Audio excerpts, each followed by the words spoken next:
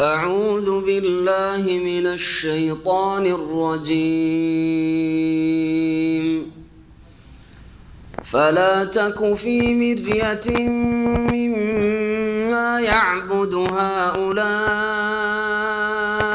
ما يعبدون إلا كما يعبد آباؤهم من قبل وإنا لموفوهم نصيبهم غير منقوص ولقد آتينا موسى الكتاب فاختلف فيه ولولا كلمة سبقت من ربك لقضي بينهم وإنهم لفي شك منه مريب وإن كلا لما ليوفينهم ربك أعمالهم إنه بما يعملون خبير واستقم كما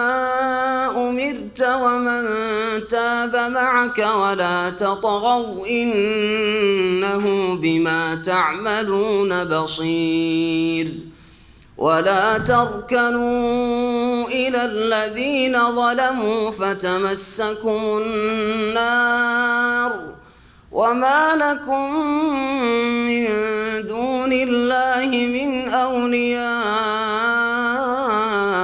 ثم لا تنصرون وأقم الصلاة طرفي النهار وزلفا من الليل إن الحسنات يذهبن السيئات ذلك ذكرى للذاكرين واصبر فإن الله لا يضيع أجر المحسنين فلولا كان من القرون من قبلكم أولو بقية ينهون عن الفساد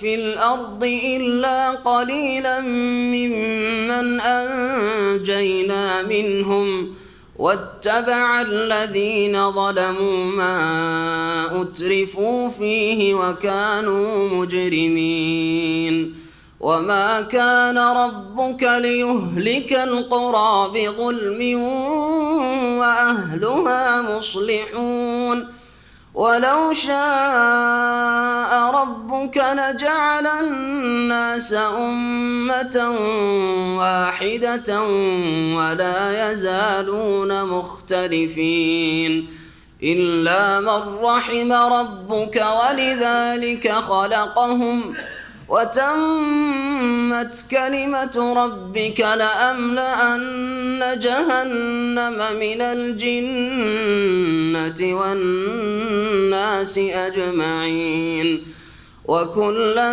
نقص عليك من أنباء الغيب ما نثبت به فؤادك وجاءك في هذه الحق وموعظة وذكرى للمؤمنين وقل للذين لا يؤمنون اعملوا على مكانتكم إنا عاملون وانتظروا إنا منتظرون ولله غيب السماوات والأرض وإليه يرجع الأمر كله فاعبده وتوكل عليه وما ربك بغافل عما تعملون. السلام عليكم ورحمة الله وبركاته. بسم الله الرحمن الرحيم. الحمد لله رب العالمين والصلاة والسلام على سيد المرسلين نبينا محمد وعلى آله وصحبه أجمعين أما بعد فأعوذ بالله من الشيطان الرجيم فلا تكو في مرية مما يعبد هؤلاء ما يعبدون إلا كما يعبد آباؤهم من قبل ওয়া ইন্না লামুওয়াফফুহুম নাসিবাহুম গায়রা মানকুস। মহান আল্লাহর সমস্ত প্রশংসা যে আল্লাহ পাক রব্বুল আলামিন আমাদেরকে মাহে রমজান 1436 হিজরি এই মোবারক দিনগুলিতে আল্লাহ পাক রব্বুল আলামিন পৌঁছে দিয়েছেন। আলহামদুলিল্লাহ, আল্লাহ পাকের যাবতীয় প্রশংসা যে আল্লাহ পাক রব্বুল আলামিন আমাদেরকে সুস্থ থেকে ইমানের অবস্থায় থেকে সিয়ামের কিয়ামের তৌফিক দান করেছেন, যেখানে অসংখ্য মানুষ ইমান থেকে বঞ্চিত রয়েছে। কেউ জাতিগত মুসলিম হলেও ভালো আমল থেকে বঞ্চিত রয়েছে, হতভাগা, এখন আল্লাহর রহমত থেকে বিতাড়িত হয়ে রয়েছে। আল্লাহ পাক তাদেরকে যেন হেদায়েত দান করেন। আর আল্লাহ পাক রব্বুল আলামিন যে সব ভালো মানুষ, নেক মানুষ, যারা ফরজ ওয়াজিব আদায় করেন আর হারাম নাজায়েজ থেকে বেঁচে থাকেন, সুন্নত মুস্তাহাবের ক্ষেত্রে সচেষ্ট হন, সেসব ভাই বোনদেরকে আল্লাহ পাক যে যেখানে আছেন আরও বেশি নেক আমলে তৌফিক দান করেন। আল্লাহ পাক আমাদের সকলকে জান্নাতুল ফিরদৌস নসিব করেন। এই মাহে রমজানে আল্লাহ পাক আমাদের ওপর রহম করেন, উম্মতে মুসলিমাকে আল্লাহ পাক রব্বুল সম্মানিত করেন। আল্লাহ রাব্বুল আলামিন আমাদেরকে জান্নাতীদের খাতায় যেন আমাদের নাম লিখে দেন। আমাদের ধারাবাহিক তাফসীর চলছিল জুমার দিনে সূরা হুদের। আজকে অল্প কয়েকটি আয়াত রয়েছে, ইনশাআল্লাহ তাআলা সেই তাফসীরগুলি শেষ করব। আল্লাহ রাব্বুল আলামিন এই সূরায় যেমন যারা নিয়মিত আসেন তাদের জানা আছে যে 7 জন নবী রসুলের কথা আল্লাহ রাব্বুল আলামিন বর্ণনা করেছেন এবং তাদের জাতির কথা বর্ণনা করেছেন। কারো কথা সংক্ষেপে, কারো কথা একটু লম্বা, যেমন নূহ আলাইহিস সালাম এবং তার জাতির কথা বিস্তারিত প্রথমে আলোচনা করা হয়েছে। তারপরে আদ সম্প্রদায়ের কথা, হুদ আলাইহিস সালামের জাতি, সামুদ সম্প্রদায়ের কথা, সালেহ আলাইহিস সালামের জাতির কথা, তারপরে আলোচনা করা হয়েছে ইব্রাহিম আলাইহিস সালামের কথা, যদিও সংক্ষেপে।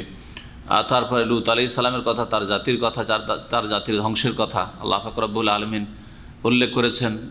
আর তারপরে শুআয়ব আলাইহিস সালামের কথা উল্লেখ করেছেন, আর তার জাতির কথা, তার জাতির অপরাধের কথা এবং ধ্বংসের কথা আল্লাহ পাক উল্লেখ করেছেন।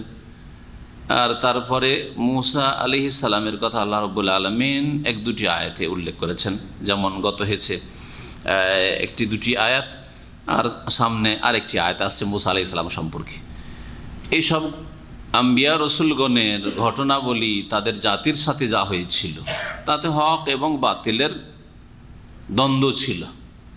হক সত্যকে নিয়ে এসেছিলেন আল্লাহর তরফ থেকে নবী রসুলগণ, হককে আল্লাহ পাক রব্বুল আলামিন বিজয় দান করেছেন, জয়ী করেছেন, হকপন্থীকে আল্লাহ পাক জয়ী করেছেন।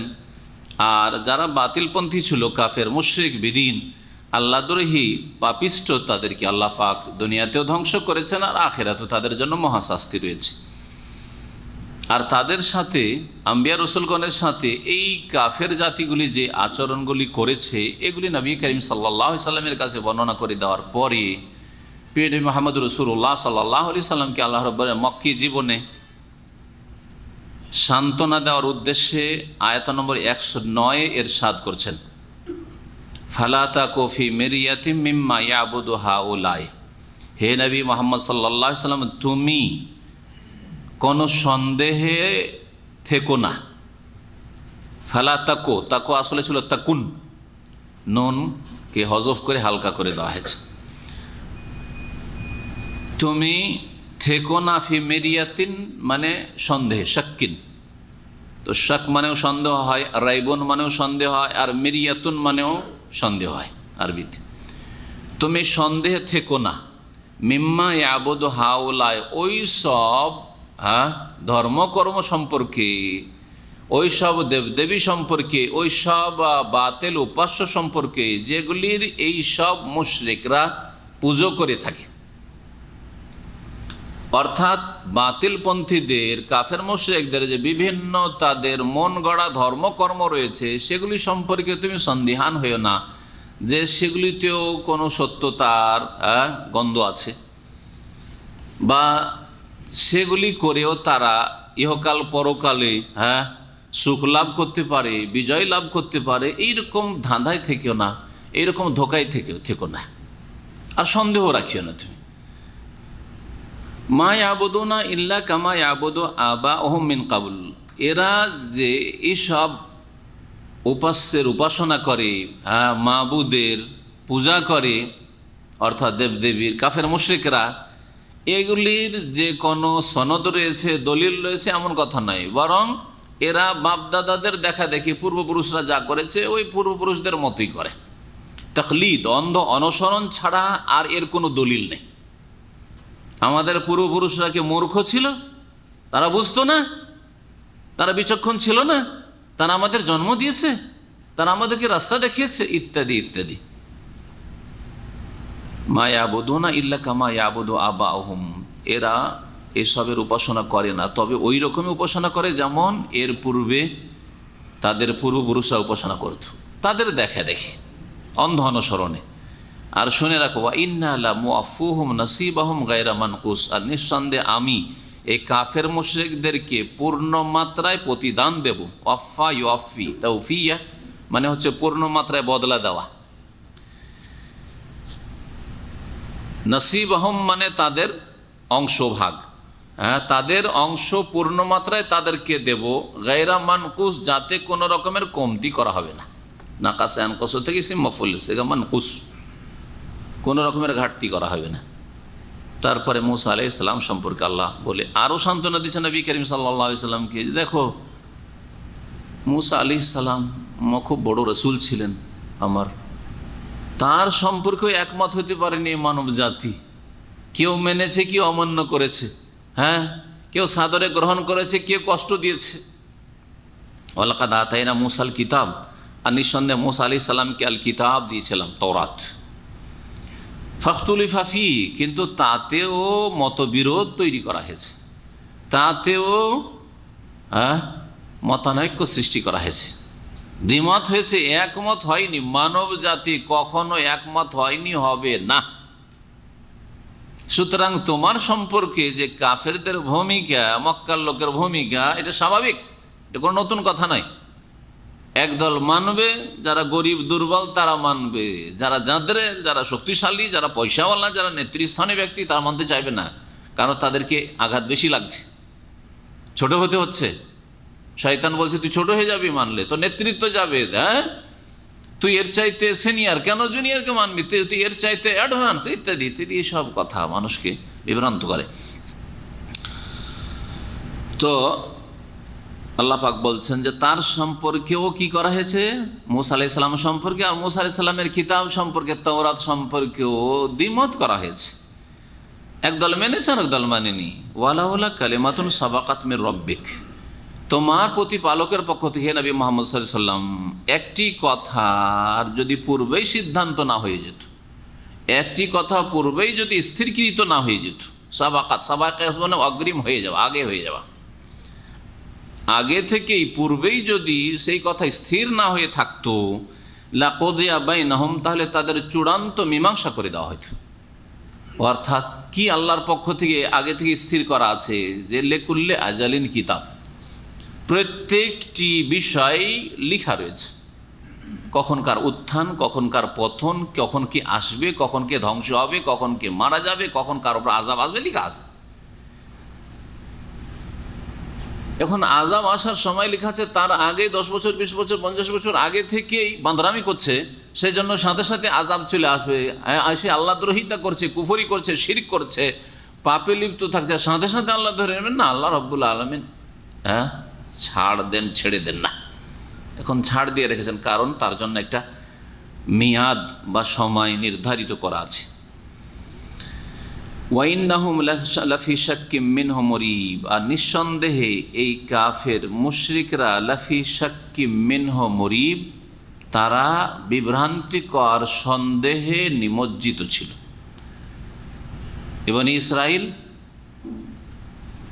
বনী ইসরাইলদের হেদায়েতের জন্য মুসা আলাইহিস সালাম এসেছিলেন, আর তার সাথে সাথে কিবতীদের হেদায়েতের জন্য, কিবতী আরেকটা বংশ, ফিরাউনের বংশ, তাদের হেদায়েতের জন্য মুসা আলাইহিস সালাম পাঠানো হয়েছে। তো এরা বিভ্রান্তিকর সন্দেহে পড়ে রয়েছে। এইরকমই বলা যেতে পারে যে নবী মুহাম্মদ সাল্লাল্লাহু আলাইহি ওয়াসাল্লামের জামানার কাফের মুশরিকদের সম্পর্কে, যে আল্লাহর যদি ফয়সালা না থাকতো, যে মক্কার কাফের মুশরিকদেরকে আল্লাহ বেশ কিছুদিন সময় দিয়েছেন। মক্কাতে নবী হওয়ার পরে নবী সাল্লাল্লাহু আলাইহি ওয়াসাল্লাম নবী হওয়ার পরে 13 বছর তাদের তেমন কোনো ক্ষয়ক্ষতি দেখা যায়নি, যদিও মাঝখানে দুর্ভিক্ষ এসেছে। হ্যাঁ, কিন্তু ওই রকম ধরনের কোনো আযাব আসেনি। কিন্তু বদর পর্যন্ত তাহলে আল্লাহ রেখে রেখেছেন মিয়াদ, যে বদরে ইয়াউমুল ফুরকান, হক বাতিলের মাঝে পার্থক্য করা হবে। তো এই যে আল্লাহর পক্ষ থেকে লেখা আছে, এইরকম মক্কা বিজয় 8ম হিজরিতে হবে, আল্লাহর পক্ষ থেকে লেখা আছে। এতদিন পর্যন্ত আল্লাহ ছাড় দিয়েছেন। যদি আল্লাহ রাব্বুল আলামিনের পূর্বে এই সিদ্ধান্ত না থাকতো তো আল্লাহ সাথে সাথে ধরে ফেলতেন। যেমন মুহাম্মদ সাল্লাল্লাহু আলাইহি ওয়াসাল্লামকে অস্বীকার করলো, তেমনই সাথে সাথে আল্লাহর আযাব নেমে আসলো। এরকম করতেন না, এরকম আল্লাহ করবেন না। আর জেনে রাখো যে তোমার জাতি, এই কাফের মক্কার মুশরিকেরা, এরা বিভ্রান্তিকর সন্দেহ পড়ে রয়েছে। তারপর আল্লাহ পাক ইরশাদ করেছেন, ওয়া ইন্না কুল্লান লাম্মা লা ইউওয়াফিয়ান্নাহুম রাব্বুকা আমালাহুম। আর নিঃসন্দেহে প্রত্যেককে, হে নবী মুহাম্মদ সাল্লাল্লাহু আলাইহি ওয়াসাল্লাম, তোমার প্রতিপালক তাদের কর্মের পূর্ণ ফলাফল দেবেন।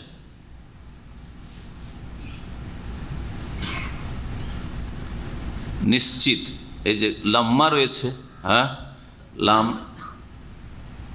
লাম্মা, এই লাম্মা সম্পর্কে আরবি গ্রামার সম্পর্কে যারা আলোচনা করেছেন তারা বলছেন যে এটা ছিল আসলে ছিল লামান মা, এরকম ছিল, যেটা সাধারণ মানুষের জন্য বোঝার প্রয়োজন নেই। কিন্তু যারা মাদ্রাসায় পড়েন ওদের জন্য এই গ্রামারটা, এই কায়দাটা একটু জটিল, সেই জন্য সামান্য একটু ইঙ্গিত দিয়ে দিচ্ছি। বলছেন ভাষ্যকাররা যারা এই ভাষা নিয়ে, কোরআন কারীমের ভাষা নিয়ে, কোরআন কারীমের গ্রামার নিয়ে, নাহু নিয়ে আলোচনা করেছেন বা সার্ফ নিয়ে, তারা বলছেন যে লামান মা ছিল।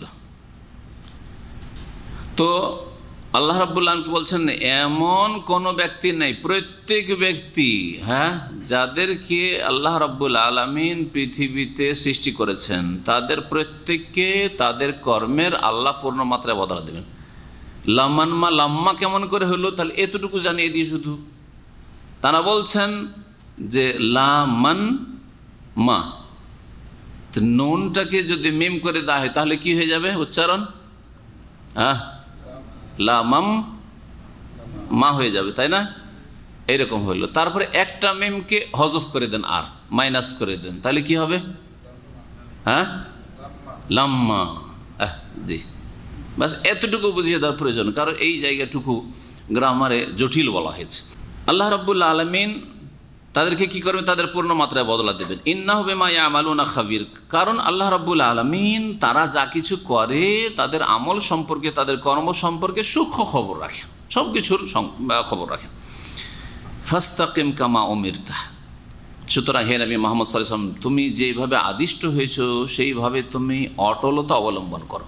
ফাস্তাকিম, সোজা থাকো, অটল থাকো, সুদৃঢ় থাকো। কামা উমিরতা, যেমন তোমাকে নির্দেশ দেওয়া হয়েছে। আল্লাহ রাব্বুল আলামিন নবী করিম সাল্লাল্লাহু আলাইহি ওয়াসাল্লামকে যে নির্দেশ দিয়েছেন, হ্যাঁ, যে তুমি দ্বীনের ওপর অটল থাকো। ওয়ান আকিম ওয়াজহাকা লিদ্দীন হানিফা, এরকমই আল্লাহ রাব্বুল আলামিন ইস্তেকামতের যে অর্ডার দিয়েছেন নবী করিম সাল্লাল্লাহু আলাইহি ওয়াসাল্লামকে এবং প্রত্যেক মানুষকে, মুমিনকে বিশেষ করে ইস্তেকামত সম্পর্কে কোরআনে কারিমে সোজা, অটলতা, এই সব সম্পর্কে বেশ কিছু আয়াত রয়েছে। ইন্নাল্লাযীনা ক্বালু রাব্বুনা আল্লাহু সুম্মা ইসতাকামু, ইন্নাল্লাযীনা ক্বালু রাব্বুনা আল্লাহু সুম্মা ইসতাকামু ফালা খাউফুন আলাইহিম ওয়া লা হুম ইয়াহজানুন। আরেক জায়গায় রয়েছে ইন্নাল্লাযীনা ক্বালু রাব্বুনা আল্লাহু সুম্মা ইসতাকামু তাতানাজ্জালু আলাইহিমুল মালায়েকা আল্লা তাখাফু ওয়া লা তাহজানু ওয়া আবশিরু বিল জান্নাতি আল্লাতী কুনতুম তুআদুন। ইস্তিকামা এক কথায় মানে অটলতা অবলম্বন করা, সোজা চলা। নবী করিম সাল্লাল্লাহু আলাইহি ওয়াসাল্লামকে কোন একজন সাহাবী এসে জিজ্ঞাসা, ইয়া রাসূলুল্লাহ, সেই মুসলিম হাদিসে, কুল্লি ফি ইসলামে কওলান, ইসলামে একটি শর্টকাট কথা বলেন, সংক্ষেপ কথা বলেন, লা আসআলু আনহু আহাদান বাদাক, আপনার পরে যেন আর কাউকে জিজ্ঞেস না করতে হয়। তখন নবী করিম সাল্লাল্লাহু আলাইহি ওয়াসাল্লাম দুটো কথা শুধু বলেছেন, দুটো শব্দ। হ্যাঁ, কুল, কি হাদিসটি কার মুখস্থ আছে? আমানতু বিল্লাহ, আর সুম্মা ইসতাকিম, বলে আমি আল্লাহর প্রতি ঈমান নিয়ে এসেছি, অতঃপর অটল হয়ে যা, তার উপর অটল হয়ে যা। তো আয়াতগুলি তো এরকম রয়েছে, ক্বালু রাব্বুনা আল্লাহ সুম্মা ইসতাকামু। ইস্তিকামা সম্পর্কে আরও আয়াত, ওয়া আল্লাযী ইসতাকামু আলা তরিকাতিল আসকাইনাহুম মাআন গাদাকা, সূরা জিন রয়েছে। তারা যদি আল্লাহ প্রদত্ত পথের ওপর সিরাতে মুস্তাকিম বড় অটল হয়ে যায়, ইস্তেকামত করে, লা আসকাইনাহুম, আখিরাতে আল্লাহ দেবেন, দুনিয়াতে অফুরন্ত পানি আল্লাহ পাক পান করাবেন, কোনো অভাব হবে না, রিজিকের অভাব হবে না। ফাস্তাকিম কামা উমিরত, তোমাকে যেমন আদেশ করা হয়েছে তেমন তুমি অটল হয়ে যাও। ওয়ামান তাবা মাক, আর তোমার সাথে যারা এসেছে শিরক থেকে, কুফরি থেকে, পাপাচার থেকে তওবা করে, পাপে ছিল, শিরকে ছিল, কুফরি ছিল, যারা তওবা করে এসেছে, হ্যাঁ, তারাও যেন অটল হয়ে যায় তোমার সাথে। ওয়ালা তাতকাউ, আর তোমরা সীমা লঙ্ঘন করিও না, সীমা লঙ্ঘন করিও না। ইস্তিকামা হচ্ছে মধ্যম পন্থা, আর সীমা লঙ্ঘন করে মানুষ, হ্যাঁ, তাতে বাড়াবাড়ি করে অথবা কমিয়ে দিয়ে, দুটো হচ্ছে সীমা লঙ্ঘন। এই জন্য ইফরাত এবং তাফরিত, ডান দিকে এবং বাম দিকে হচ্ছে গর্ত রাস্তার, আর মাঝখানে হচ্ছে রাজপথ, যেটা হচ্ছে সিরাতে মুস্তাকিম। আর এটা হচ্ছে ইসলাম, ইসলাম হচ্ছে মধ্যম পন্থা। ওয়ালা তাতগাউ, আর তোমরা সীমা লঙ্ঘন করিও না। ইন্নাহু বিমা তা'মালুনা বাসীর, কারণ তোমরা যা কিছু করো আল্লাহ পাক তা দেখেন। ওয়ালা তারকানু ইলাল্লাযীনা যালামু ফাতামাসসাকুমুন নার ওয়া মা লাকুম মিন দুনিল্লাহি মিন আউলিয়া সুম্মা লা তুনসারুন। এই আয়াতটি ভালো করে বিশেষ করে মনে রাখবেন, যদি পারেন তো সব আয়াতই মনে রাখেন, কিন্তু যেহেতু সম্ভব নয়, বিশেষ করে আয়াতটি মনে রাখবেন আপনার ব্যক্তি জীবনের সংশোধনের ক্ষেত্রে, আপনার পরিবারের সংশোধনের ক্ষেত্রে, আপনার সমাজের সংশোধনের ক্ষেত্রে, হ্যাঁ, আপনার অর্থনীতির সংশোধনের ক্ষেত্রে, আপনার রাষ্ট্রনীতির ক্ষেত্রে, এবং সর্বস্তরের মানুষ একে অপরের সাথে সম্পর্ক রাখার ক্ষেত্রে। পৃথিবীতে দুই রকম মানুষ আছে, ঠিক না? সৎ আর অসৎ, হ্যাঁ, সৎ আর অসৎ, ভালো মানুষ আর খারাপ মানুষ, ঠিক কিনা? জি হ্যাঁ, পাপিষ্ট এবং সৎকর্মশীল। সৎকর্মশীল যারা, তারা ভালো কাজ করার পরেও যদি অসৎ লোকদের দিকে ঝুঁকে থাকে, অসৎ লোকদের যদি তোষামোদ করে, অসৎ লোকদের সাথে যদি ধর্মের ক্ষেত্রে, দিনের ক্ষেত্রে ছাড় দেয়, ডিসকাউন্ট করে, তাহলে আল্লাহর আযাব থেকে বাঁচতে পারবে না। আপনি যতই নেক লোক হন না কেন, কিন্তু আপনার ডানে বামে আশেপাশে, ধরেন আপনার স্ত্রী, ছেলে মেয়ে অসৎ, তাদের সাথে আপনার নম্রতা, আপনার শাসক অসৎ, তার সাথে আমার নম্রতা, তোষামোদ, হ্যাঁ, তার পাপের কাজে সমর্থন, অন্যায়ের কাজে সমর্থন, গুনার কাজে সমর্থন, ছেলেরা হারাম ব্যবসা করছে, তারপরে তাতে আপনার হারাম কাজে, হারাম আচরণে, হারাম ব্যবসা বাণিজ্যে, হারাম উপার্জনে আপনার সমর্থন যদি থাকে, তাহলে আল্লাহর আযাব থেকে যতই মুসল্লি হন না কেন বাঁচতে পারবেন না। এই আয়াত স্পষ্ট, এই আয়াতে এত সুন্দর ভাষা আল্লাহ পাক রব্বুল সতর্ক করেছেন। ভালো করে শোনেন আয়াতের তরজমা এবং তাফসীর। ওয়ালা তারকানু ইলাল্লাযীনা যালামু, যারা জালেম তাদের দিকে তোমরা ঝুঁকে পড়ো না। যারা জালেম, জুলুম করে, জুলুম করে কারা? যারা শিরিক করে তারা জুলুম করে। এখন মাজারপন্থীদের দিকে যদি ঝুঁকে যান দুনিয়ার গরজে, অসুবিধা না, চাঁদা চাইছে, না দিলে কি করে বাস করা যায়, দিলেন। মন্দিরে চাঁদা চাই, সেখানেও দিলেন, হ্যাঁ। মিলাদের চাঁদা চাই, বিদাতিদের দিলেন, হ্যাঁ। সব জায়গায় আছেন আপনি। যেমন সহি আকিদার লোকেরা চাঁদা চাই, একটা দিনে অনুষ্ঠান করবো, সহি আকিদার দাওয়াতের একটা মাহফিল হবে, ওতেও দিলেন আপনি। আবার শিরক বিদাতে প্রচার, ওতেও দিলেন আপনি। তাহলে কি আপনি আল্লাহর আযাব থেকে বাঁচতে পারবেন? পারবেন না। জালেম যারা শিরিক করে, বিদাত করে, তার যারা শিরিক করে আল্লাহর হক নষ্ট করে, তাওহীদ নষ্ট করে, আর যারা বিদাত করে তারা রাসূলের হক নষ্ট করে। জালেম যারা জীবনের বিভিন্ন ক্ষেত্রে আল্লাহর হক হোক অথবা যে কোনো হক হোক, যে কোনো ক্ষেত্রে যে কোনো পাপে লিপ্ত থাকে সে জালেম। ফামিনহুম যালিমুল লিনাফসিহি, আল্লাহ কোরআনে এখানে বলেছেন, হ্যাঁ, নিজের উপরে জুলুম করা। নিজের উপরে জুলুম করা কি? নামাজ ছাড়া আপনার উপরে জুলুম করা। আপনার রোজা রাখছেন না, আপনি আপনার উপরে জুলুম করছেন। যাকাত দিচ্ছেন না, আপনি আপনার উপরে জুলুম করছেন।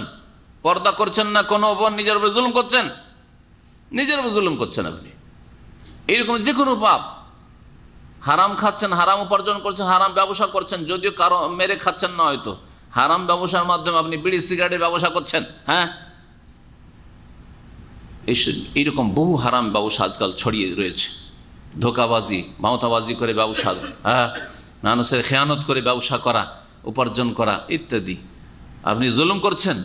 বান্দার হকের ক্ষেত্রেও যদি কোনো হক নষ্ট করা হয়, হ্যাঁ, খুন করাই হোক আর মারধর করাই হোক আর কারো টাকা পয়সা বেমানি করাই হোক অথবা কাউকে গালমন্দ করাই হোক, কারো গীবত করা হোক, কারো ফিতনা লাগানো হোক, কাউকে কষ্টে ফেলায় হোক, কাউকে ফাঁসিয়ে দেওয়া হোক, সবগুলি বান্দার হকের ক্ষেত্রে জুলম। তাহলে জুলম হচ্ছে তিন রকম।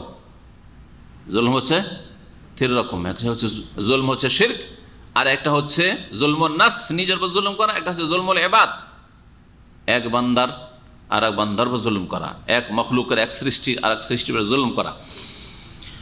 ওয়ালা তারকানু ইলাল্লাযিনা যালামু, যারা জালেম তাদের দিকে তোমরা ঝুঁকে যেও না।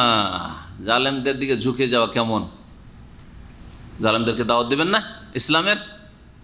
জালেমদেরকে ইসলামের দাওয়াত দেবেন না দেবেন না? তাহলে তাদের ইসলামের দাওয়াত দেওয়ার জন্য তাদের সাথে কথা বলার প্রয়োজন আছে না নেই? তাহলে কথা বলতে কি আল্লাহ নিষেধ করেছেন? কথা বলতে নিষেধ করেননি, কিন্তু ঝুঁকে যাওয়া মানে তাদের গুনহার কাজগুলিতে সমর্থন করা, গুনহার অনুষ্ঠানে উপস্থিত থাকা, হ্যাঁ, অথবা আপনাকে দিয়ে তারা কোনো গুনহার কাজের রাস্তাকে সুগম করে নিচ্ছে আপনার মাধ্যমে ইত্যাদি। যেমন তাদের মর্জি মোতাবেক ফতুয়া দেওয়া, অথচ কোরআন এবং হাদিস তা বলে না, তাদের দিকে খেয়াল রেখে করা, এইরকম যতগুলি বিষয় আসবে তাদের সামিল। আপনি আপনার পরিবার থেকে শুরু করেন। আপনার স্ত্রীর ভালোবাসার জন্য আপনি তাকে নামাজে চাপ দিতে পারেন না, স্ত্রীর ভালোবাসায় আপনি তাকে পর্দার জন্য চাপ দিতে পারেন না, স্ত্রীর ভালোবাসার জন্য তা সে বেহায়াবে পর্দা চলাফেরা করে, তারপর তাকে আপনি চাপ দিতে পারেন না, হ্যাঁ, যে ওকে ছেড়ে আমি থাকতে পারবো না। সেই জন্য ছেলে মেয়েদের মায়ায় ভালোবাসায় তারা হারাম ব্যবসা বাণিজ্য করে, নামাজ পড়ে না, তাদের চাপ সৃষ্টি করতে পারেন, বাড়ি থেকে তাড়াইতে পারেন না, নামাজ পড়বে না, তারপরে একে অন্য নিয়ে খাচ্ছেন। এখান থেকে শুরু করেন, ওপর দিকে না দেখে, হ্যাঁ, ওই সিংহাসনের দিকে না তাকিয়ে এখান থেকে শুরু করেন, নিজের বাড়ি থেকে শুরু করেন। এটা হচ্ছে ইসলামের তরিকা। ওয়ালা তারকানু ইলাল্লাযিনা যালামু, জালেমদের দিকে তোমরা ঝুঁকে যেও না। অপরের ছেলে বেনামাজি আপনার বাড়িতে আসুক তো খেতে দেবেন? হ্যাঁ, তার বেলা না না না না, তখন কোনো মায়া দয়া নেই। কিন্তু নিজের ছেলে মেয়েরা যদি পাপ করে, অন্যায় করে, তো খুব মায়া লাগে। কেন? তাহলে জালেমদের দিকে ঝুঁকে কেন? বরং এদেরকে আগুন থেকে আগে রক্ষা করতে হবে। বাড়িতে আগুন লেগে গেলে তো আপনার বাড়ির ছেলে মেয়েদেরকে আগে রক্ষা করতে, ধন সম্পদ আগে রক্ষা করতে না, তারপরে অন্যের বাড়ির দিকে। বাড়ির সুরক্ষা হয়ে গেছে, হ্যাঁ, আর বাড়ির আমার ছেলে মেয়েরা সব বাড়ি থেকে বেরিয়ে গেছে, আগুন বাড়িতে লেগে গেছে, আর মাল সামান বের করে তারপরে পাশের বাড়ির খোঁজ নিতে, ঠিক কিনা? কিন্তু দুনিয়ার ক্ষেত্রে, যখন দিনের দাওয়াত দেওয়ার ক্ষেত্রে তো না, অন্যের ক্ষেত্রে আমরা কট্টর। অমুক দাঁড়িয়ে রাখে না, অমুক ফজর নামাজ পড়ে না, এই করে না, সেই করে না, অমুকের মধ্যে এই দোষ আছে, সেই দোষ আছে, আর আপনার ছেলেদের মধ্যে চাইতে বড় বড় দোষ আছে। এটা চলবে না। ওয়ালা তারকানু ইলাল্লাযিনা যালামু, জালেমদের দিকে তোমরা ঝুঁকে পড়ো না। যদি এরকম করো তাহলে ওর জবাব ফাতামাসসাকুমুন নার, না হইলে তোমাদেরকে জাহান্নামের আগুন স্পর্শ করে নেবে, জাহান্নামের আগুন তোমাদেরকে গিলে ফেলবে। ওমা লাকুম মিন দুনিল্লাহি মিন আউলিয়া, আর তোমাদের জন্য আল্লাহ ছাড়া কোনো পৃষ্ঠপোষক, অভিভাবক হবে না, সাহায্যকারী হবে না। সুম্মা লা তুনসারুন, অতঃপর তোমাদের কোনো সাহায্য করা হবে না, জাহান্নামে যেতে হবে। ওয়া আকিমিস সালাতা তারফাইন নাহার ওয়া যুলাফাম মিনাল লাইল, আল্লাহ রাব্বুল আলামিন আরো বলছেন, হে নবী মুহাম্মদ সাল্লাল্লাহু আলাইহি সাল্লাম, তুমি সালাত কায়েম করো, নামাজ প্রতিষ্ঠা করো। তারফাইন নাহার, দিনের দুই ভাগে, দিনের দুই ভাগে, সকালের দিকে আর বিকালের দিকে। ওয়া যুলাফাম মিনাল লাইল, আর রাতের কিছু অংশে, জুলাফ জুলফাতুন জামা, রাতের কিছু অংশে। এই আয়াতের তাফসীর সম্পর্কে দুটি মত রয়েছে। একটি মত হচ্ছে যে এই আয়াতে 5 ওয়াক্ত সালাতের দিকে ইঙ্গিত করা হয়েছে। কোরআনে কারীমে 5 ওয়াক্ত স্পষ্ট করে কথা বলা হয়নি এই আয়াতে, আর এরকম কিছু আয়াত রয়েছে যেগুলিতে ইশারা ইঙ্গিতে 5 ওয়াক্ত সালাতের দিকে ইঙ্গিত দেওয়া হয়েছে বা ইশারা করা হয়েছে, বা ইশারা ইঙ্গিতে বলা হয়েছে। তাহলে যদি তাই হয় তাহলে তাদের ব্যাখ্যায় তাফসির হিসাবে তারফাইন নাহার বলতে কি বোঝানো হয়েছে, যদিও এই ক্ষেত্রে একাধিক মত রয়েছে তাবেঈনদের থেকে, ওর মধ্যে যেটা প্রসিদ্ধ যাতে 5 ওয়াক্ত নামাজ চলে আসে ওইভাবে আমি তাফসিরটা পেশ করছি। সেটা হচ্ছে তারফাইন নাহার দিনের দুই দিকে, মানে হচ্ছে হ্যাঁ বলেন হ্যাঁ ফজর নামাজ আর জোহর আসর, ফজর নামাজ আর জোহর আসর। তারফাইন নাহার সকালবেলার দিকে ফজর হলো, আর জোহরও জওয়ালের পর হয়, হ্যাঁ গড়ে যাওয়ার পর, তাহলে অন্যদিকে হয়ে গেল এটা, আর আসরও জওয়ালের পরে হয়, তো 3 ওয়াক্ত চলে আসলো। আর জোলাফাম মিনাল লাইল, আর বাকি থাকলো কয় ওয়াক্ত, মাগরিব আর এশা বাকি থাকলো না। রাতের কিছু অংশে সূর্য ডুবার পরে রাত শুরু হয়, তো মাগরিব হ্যাঁ আর এশা, এই 2 ওয়াক্ত জোলাফাম মিনাল লাইল। এই 5 ওয়াক্ত সালাত আদায় করো হে নবী মুহাম্মদ সাল্লাল্লাহু আলাইহি ওয়াসাল্লাম। তাহলে বলতে হবে যে এই আয়াত নাজিল হয়েছে মেরাজ হওয়ার পরে, ঠিক কিনা? আয়াত নাজিল হয়েছে মেরাজ হওয়ার পরে, মক্কি কিন্তু মেরাজের পরে নাজিল, কারণ মেরাজে 5 ওয়াক্ত সালাত করা হয়েছে। 5 ওয়াক্ত সালাত মেরাজে ফরজ হওয়ার আগে সকাল সন্ধ্যা 2 ওয়াক্ত সালাত ছিল, 2 রাকাত করে নবী করিম সাল্লাল্লাহু আলাইহি ওয়াসাল্লাম নামাজ পড়তেন, ফজরে 2 রাকাত আর আসরে 2 রাকাত, এরকম নামাজ পড়তেন, 2 রাকাত নামাজ হইতো। মা আয়েশা রাদিয়াল্লাহু তাআলা বলেছে কানাতিস সালাতু হ্যাঁ রাকাতান রাকাতান, নামাজ 2 রাকাত ছিল। তারপরে কি করা হলো, ওই 4 রাকাত বিশিষ্ট নামাজগুলিকে 4 করা হয়, আর মাগরিবকে 3 করা হলো। ফা উকিরাত হ্যাঁ সালাতুস সাফারে ওয়া জিদাত ফিল হাজারে, সফরে ওই 2 রাকাতই রাখা হইল, 2 রাকাত যে ছিল আগে থেকে ওই 2 রাকাতই সফরে বহাল রাখা হইল। আর বাড়িতে মকিম অবস্থায় কি করা হলো, জিদাত বাড়িয়ে দেওয়া হলো, 2কে 4 করে দেওয়া হলো, জোহরকে আসরকে 4 করে দেওয়া হলো, এশাকে 4 করে দেওয়া হলো, ফজরটা ছাড়া। আর মাগরিব যেহেতু বিতরুন নাহার, দিনের ভিতর, মাগরিবকে বিতরুন নাহার বলা হয়, দিনের যত নামাজ পড়বেন সবগুলি মাগরিব দিয়ে বেজোড় হয়ে যায়। আর সারা রাতে যা নামাজ পড়বেন সব নামাজ পড়ার পরে শেষখানে যখন বেতর পড়লেন, হ্যাঁ বেজোড় পড়লেন, বেজোড় হয়ে গেল। আল্লাহ পাক বেজোড়কে পছন্দ করেন, সেই জন্য রাত দিনের সবগুলি নামাজকে আল্লাহ পাক বেজোড় করে দিয়েছেন। এই একটি তাফসীর। আর এক দল বলছেন যে না না, এই আয়াত মক্কি আর মেরাজের আগে নাজিল হয়েছে। তাহলে এই আয়াতে ফরজ নামাজের দিকে ইঙ্গিত করা হয়নি আর বোঝানো হয়নি। কি করা হয়েছে তাহলে? বলছে এই আয়াতে বলা হয়েছে আকিমিস সালাতা তারফাইন নাহার, দিনের 2 অংশে হ্যাঁ 2 ভাগে কি করো, সালাত কায়েম করো। ওয়াজুলাফাম মিনাল লাইল, রাতের কিছু অংশে, 2 অংশে মানে ফজরের নামাজ পড়ো 2 রাকাত, আর আসরের কি করো 2 রাকাত নামাজ পড়ো। এই আয়াত মেরাজে যে 5 ওয়াক্ত সালাত ফরজে তার আগের, তাহলে তার আগে যেই বিধানটা ছিল ওই বিধান এখানে উল্লেখ করা হয়েছে। সেটা কি? ফজরের 2 রাকাত নামাজ সকালবেলা 2 রাকাত হয়ে গেল, আর বিকালবেলা আসরে 2 রাকাত নামাজ হয়ে গেল। এই 2 2 4 হ্যাঁ ফাসাব্বিহ বিহামদি রাব্বিকা ক্বাবলা তুলুইশ শামসি ওয়া ক্বাবলা গুরুবিহা, অন্য আয়াতে রয়েছে তোমার রবের প্রশংসা বিজড়িত তাসবিহ করো। এখানেও নামাজের কথা বোঝানো হয়েছে। ক্বাবলা তুলুইশ শামসি, সূর্য উদয় হওয়ার আগে ফজরের নামাজ, ওয়া ক্বাবলা গুরুবিহা, সূর্য অস্তমিত হওয়ার আগে মানে আসরের 2 রাকাত নামাজ। এই আয়াতগুলিতে এই 2 2 বোঝানো হয়েছে। জুলাফা মিনাল লাইল, রাতের কিছু অংশ বলতে কি বোঝানো হয়েছে? বলছে তাহাজ্জুদ বোঝানো হয়েছে। নবী করিম সাল্লাল্লাহু আলাইহি সাল্লাম মক্কি জীবন থেকে এবং তার সাহাবায়ে কেরামরা সকলেই তাহাজ্জুদ পড়তেন, এবং তাহাজ্জুদের সালাত ফরজ 5 ওয়াক্ত সালাত মেরাজে থেকে আসার পূর্ব পর্যন্ত নবী সাল্লাল্লাহু আলাইহি সাল্লামের উপরও ফরজ ছিল আর সাহাবায়ে কেরামদের উপরও ফরজ ছিল। আল্লামা ইবনে কাসির রাহমাতুল্লাহ তাফসীরে কাসিরে এবং অন্যান্য তাফসীরকারগণ এই কথা উল্লেখ করেছেন। তাহাজ্জুদ কি ছিল? উম্মতের উপর ফরজ ছিল। তারপরে যখন 5 ওয়াক্ত সালাত ফরজ করে দেওয়া হলো মেরাজে, তখন তাহাজ্জুদের নামাজ মুমিনদের জন্য সুন্নত মুস্তাহাব হয়ে গেল, আর ফরজ থাকলো না। তার ফরজিয়াতকে কি করা, রহিত করে দেওয়া হলো, মনসুখ করে দেওয়া হলো, মুস্তাহাব থাকলো। সবচাইতে উত্তম মুস্তাহাব সুন্নত নামাজ হচ্ছে কোন নামাজ? তাহাজ্জুদের নামাজ। তাহাজ্জুদের নামাজ নবী করিম সাল্লাল্লাহু আলাইহি সাল্লাম সম্পর্কে আল্লামা ইবনে কাসির রাহমাতুল্লাহ বলছেন, নবী সাল্লাল্লাহু আলাইহি সাল্লামের তারপরে মেরাজ হওয়ার পরে 5 ওয়াক্ত নামাজ আসার পরে তাহাজ্জুদ ফরজ থাকলো না না মুমিনদের মতো তার জন্য সুন্নাত মুস্তাহাব। এই ক্ষেত্রেও ওলামাদের 2টি মত রয়েছে। একদল বলছেন না, নবী করিম সাল্লাল্লাহু আলাইহি সাল্লামের জন্য ফরজ অব্যাহত থাকলো, ফরজ ফরজই থাকলো, সারা জীবন ধরে নবী সাল্লাল্লাহু আলাইহি ওয়াসাল্লাম তাহাজ্জুদ পড়েছেন তার উপর ফরজ হিসাবে। তারা বলছেন সূরা মুজাম্মিলে বিশেষভাবে নবী করিম সাল্লাল্লাহু আলাইহি ওয়াসাল্লামকে সম্বোধন করা হয়েছে।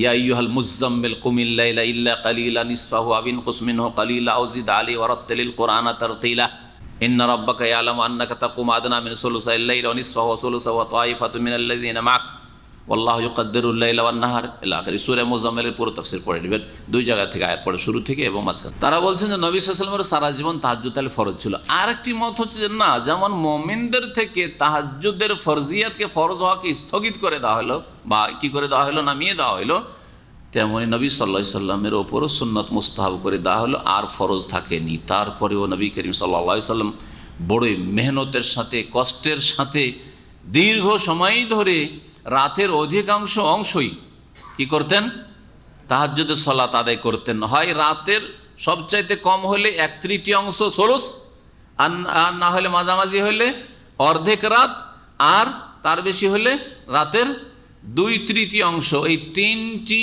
অবস্থা সূরা মুজাম্মিলে আল্লাহ বর্ণনা করেছেন নবী করিম সাল্লাল্লাহু আলাইহি ওয়াসাল্লামের। নিসফাহু অর্ধেক রাত পড়ো, আও ইনকুস মিনহু কালিলা অথবা ওর চাইতে কম কিছু, তার মানে 1/3, আও জিদ আলাইহি অথবা ওর চাইতে বেশি, মানে অর্ধেকের চাইতে বেশি, তার মানে কত, 2 সুলুস, 2/3। রাতকে 3 ভাগ করে 2 ভাগ নবী করিম সাল্লাল্লাহু আলাইহি ওয়াসাল্লাম তাহাজ্জুদের সালাত আদি করতেন। পা ফুলে যেত, পা ফেটে যেত। নবী করিম সাল্লাল্লাহু আলাইহি ওয়াসাল্লামের সাহাবীরা জিজ্ঞেস করলেন, মা আয়েশা জিজ্ঞেস করেছেন, ইয়া রাসূলুল্লাহ, এত কেন কঠোর পরিশ্রম, এত কেন মেহনত করছেন, এত কেন লম্বা ইবাদত বন্দেগী আর তাহাজ্জুদ পড়ছেন? নবী সাল্লাল্লাহু আলাইহি ওয়াসাল্লাম জবাবে কি বলেছিলেন, আপনার প্রয়োজনই বা কী ছিল? সাহাবীরা বললেন, নবী আয়েশা বললেন, আপনার আগের পরের ভুল ভ্রান্তি তো আল্লাহ অগ্রিম ক্ষমার ঘোষণা করে দিয়েছেন। কি বলেছিলেন? আফালা কোনো আবদান শাকুরা, আমি কি আল্লাহর শুকরগুজার বান্দা হব না? যাকে যেমন মর্যাদা দেওয়া হয় তেমন তার শুকরিয়া করাও লাগে, এই কথা বোঝা যায়। তাহলে আল্লাহ পাক রব্বুল আলামিন আপনাদেরকে যে সৌদি আরবে রেখেছেন, সৌদি আরবে এসিতে রোজা রাখছেন রমজান মাসে, হ্যাঁ, এসিতে বসে রোজা রাখছেন। পিপাসা লাগছে? পিপাসা লাগে না। দেশে আপনার মা, আপনার বোন, আপনার আমার আত্মীয় স্বজন, আপনজন যারা রয়েছে, কি গরমে রোজা রাখছে বলুন তো দেখি। কত যে বাড়িতে বসে থেকে থেকে পিপাসা লাগছে, আপনি চিন্তা করেছেন কোনোদিনকে? একটু আল্লাহ শুকরিয়া আদি করেছেন? একই মায়ের পেটের ভাই বোন, আপনার ভাই দেশে, আপনার বোন দেশে কত কষ্ট করে রোজা রাখছে। খড়ের বাড়ি, দেয়াল বাড়ি, আর রৌদ্র মনে হচ্ছে পড়ছে, সুবহানাল্লাহ, রৌদ্র বর্ষণ হচ্ছে।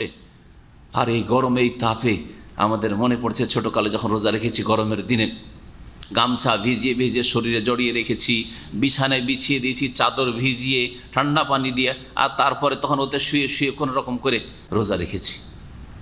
মনে আছে আপনাদের কারো?